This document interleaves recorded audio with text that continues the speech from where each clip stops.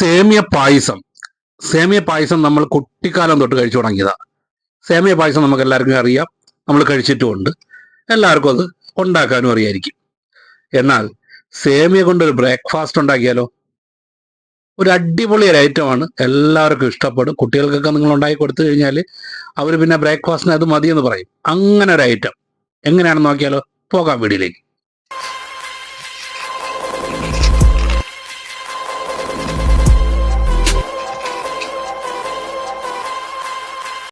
അതിനൊരു പാൻ അടുപ്പത്തേക്ക് വെച്ചു. അത് ചൂടായി വരുമ്പോഴത്തേക്ക് അതിൽ ലേശം കുറച്ച് ഓയിൽ അങ്ങോട്ട് ഒഴിച്ചു കൊടുക്കാം. ഈ ഓയിലൊന്ന് ചൂടായി വരട്ടെ. ആ സമയത്ത് എൻ്റെ ചാനൽ ആദ്യമായിട്ട് കാണുന്നവർ ദയവ് ചെയ്ത് ഒന്ന് സബ്സ്ക്രൈബ് ചെയ്യുക. ആ ബെല്ലൈക്കൺ അമർത്തി ഓൾ എന്നുള്ള ഓപ്ഷൻ അമർത്തി കൊടുക്കുക.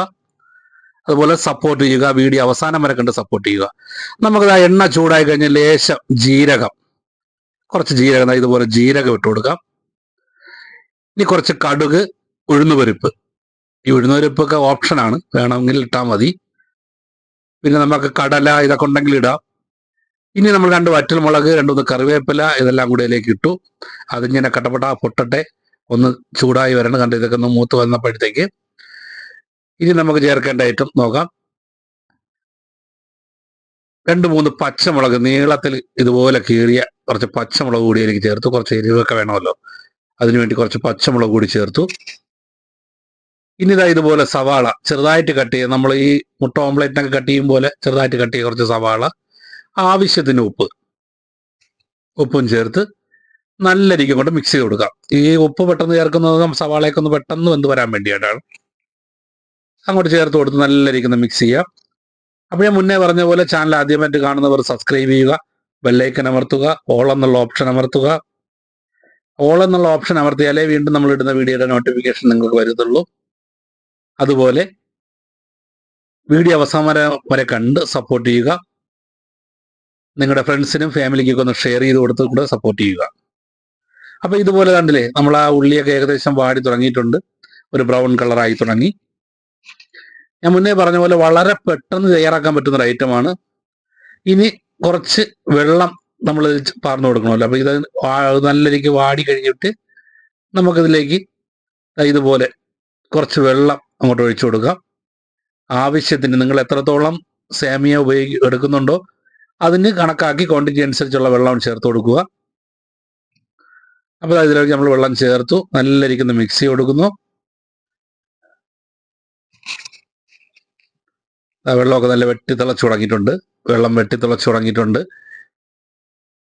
ഇനി നമ്മളെ സേമിയ മെയിൻ ഐറ്റം ഇതുപോലെ ചെറുതായിട്ട് അങ്ങനെ ഇട്ട് കൊടുത്തുകൊണ്ടിരിക്കുക. ഇതുപോലെ ഇട്ട് കൊടുത്തുകൊണ്ടിരിക്കുക, ചെറുതായിട്ട് നമ്മൾ ഇളക്കി കൊടുത്തുകൊണ്ടിരിക്കുക, ഇട്ട് കൊടുത്തുകൊണ്ടിരിക്കുക.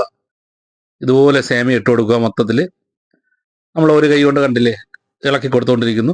ഇതുപോലെ നമ്മൾ നല്ല രീതിക്ക് ഇളക്കി മിക്സ് ചെയ്ത് കൊടുക്കുക. ജസ്റ്റ് ഒന്ന് മിക്സ് ചെയ്ത് കൊടുക്കുക. ആ വെള്ളത്തിൽ സേമിയൊക്കെ ഒന്ന് വേവണമല്ലോ, ജസ്റ്റ് ഒന്ന് ഇളക്കി ഇങ്ങനെ മിക്സ് ചെയ്ത് കൊടുക്കുക. ഈ സേമിയ കൊണ്ടുള്ള ബ്രേക്ക്ഫാസ്റ്റ് സേമിയ ഉപ്പുമാവ്. ഇനി നമുക്കൊന്ന് അടച്ചു വെച്ച് ഒന്ന് വേവിക്കാം.